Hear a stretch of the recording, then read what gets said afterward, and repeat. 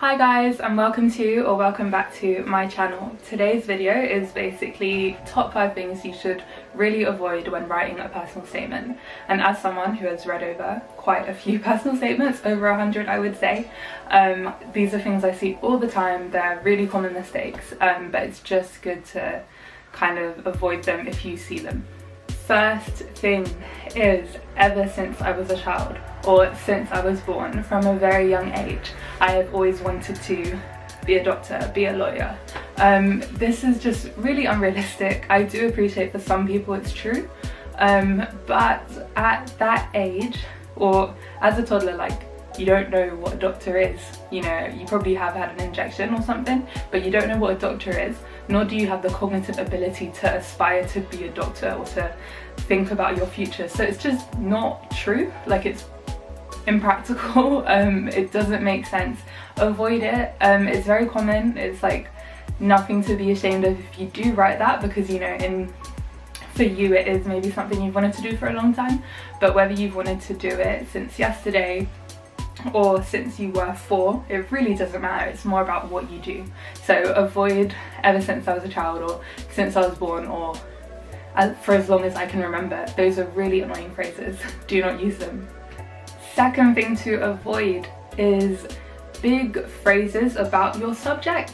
So things like law, psychology, maths can be used to explain everything around us, or psychology can be seen everywhere. Again, this is a bit of a massive statement to make, and actually if I look outside the window I cannot see psychology. Psychology cannot be seen. It is the study of things. So please don't kind of overestimate the ability of your subject. You know, if you want to show you love your subject, you can do it in other ways rather than telling me that maths can explain everything, or law can be seen in all interactions, and, you know, when I go to a supermarket there's law, and when I go to my family there's law. Again, these are true to an extent, but they're quite common. A lot of people use them, and they don't show off how much you love that subject. Number 3, kind of relating from number 2, is basically defining your subject. You don't need to do it. This is a common introduction for a lot of people. A lot of people say psychology is a study of the human mind and behaviour, or law governs interactions in society. Yes, these are true.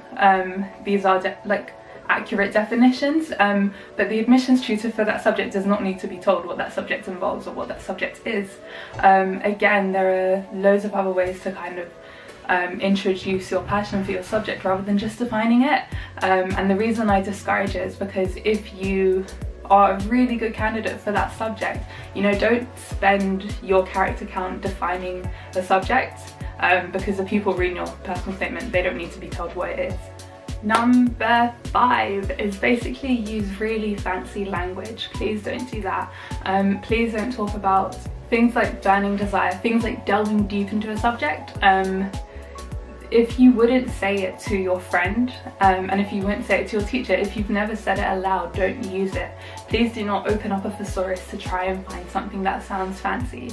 Actually, you know, you don't need to use fancy language. The only language that should be fancy is technical language. So if you are explaining theoretical terms or mathematical terms, that is absolutely fine. That is relevant and shows you have a really good subject knowledge, but it's not a poem. You don't need to write, you know, beautiful, elegant, wonderful language. Just speak as if you would out loud to a friend or to a teacher, and please do not, like, I just can't stress this enough, don't use words from the thesaurus, because often they don't translate exactly to have the same meaning as a word you wanted to initially use but didn't think was fancy enough. I can't think of an example, but just avoid doing it. Was that number 5? 1, 2, 3. I can't remember what order I'm in. And last but certainly not least, please do not lie and don't plagiarize. One, don't lie because it's actually immoral, but also, you know, if you do have an interview, you could be questioned on that. And there are quite a few people, probably loads of people, who have been rejected from university on the basis of they've gone to an interview, the interviewer said, okay, you said you read this book, can you talk to me about it? And they freeze because they haven't read that book. So even if you intend to, if you haven't done it, please do not put it in. In terms of plagiarism, please do not copy phrases or rearrange phrases that you've seen on the internet. If you look at personal statements on the student room, yes, that's great, but they are just for inspiration. They are not to be copied. And if, you know, you might think, oh, it's okay, I found this through like a very niche website and no one else has read this and no one's ever gonna know, it'll be fine. Actually, so have 500 other people, and you all apply to university, and university admissions tutors will just see those phrases reoccurring. And there have been years where they've said, okay, 200 people have all used the same line or the same introduction, so please, please, please be original, write your own work, and don't copy other people. I hope that has been helpful, but before I go, to make it easy for you, as well as saying what you should avoid and shouldn't do, I also want to tell you what you should do, because I would be frustrated if someone told me what not to do but didn't give me any advice as to how to go about writing my personal statement. So the first thing, going on from the very final point, is be honest. If you have a very personal reason for wanting to study that subject, speak about it. If you know your reason is you just find it fascinating and actually you have no kind of backstory, that's also okay. Your introduction, more specifically, should just talk about your motivation to study the subject. One thing I forgot to mention, when I say don't define a subject, the only time in which you should define it is when you are defining it for you. So for example, you could say the study of English for me provides feelings of whatever English provides for you.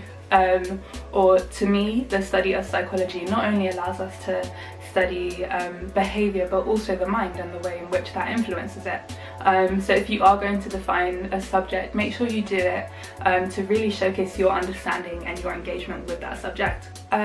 Obviously use very simple language, as I said before, and most importantly, provide evidence. Please do not tell me how much you love your subject. I would much rather you show me. For example, you can say, I love English, and ever since the day I was born I've always wanted to study English, and I love English so much that I read every day, and this and this. Again, that's just telling me, and there is no evidence for that. Sorry, I just coughed. So you can tell me you read a book every week, and I don't know if you're telling the truth or not, but if you said, I regularly read, these are my favourite books and this is what I think about them, and here's some really in-depth analysis as to of the themes I've looked at within these books, I can't question you because you have provided me with evidence. So show, do not tell.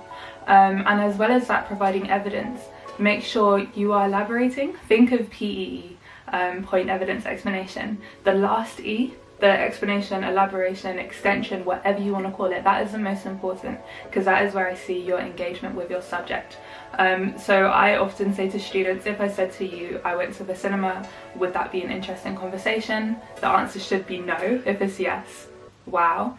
But if I said to you, I went to a cinema and I watched a movie called this, and this is what happened in the movie, and these are what my thoughts were about it, that's much more interesting, that's much more in depth, and that is how you should approach your personal statement. So give evidence, give examples, really elaborate on your examples rather than just listing all your success, because listing is telling and giving evidence and explaining is showing, so please remember to do that. If you have enjoyed this video, please like and please subscribe. Also comment down below, what videos would you like to see, what would you find helpful. Also remember that, you know, if you have already sent off your personal statement and it does have some of those things that I said to avoid doing, it's okay, it doesn't mean you'll be rejected. Admissions tutors often look over these things and don't stress too much about it. They're very understanding, they know people are in quite stressful situations, so please don't be put off if you have done any of the things I have said to avoid. Please like, comment, subscribe, and have a watch of some of my other videos. I'm still very new to this, but we really appreciate your support.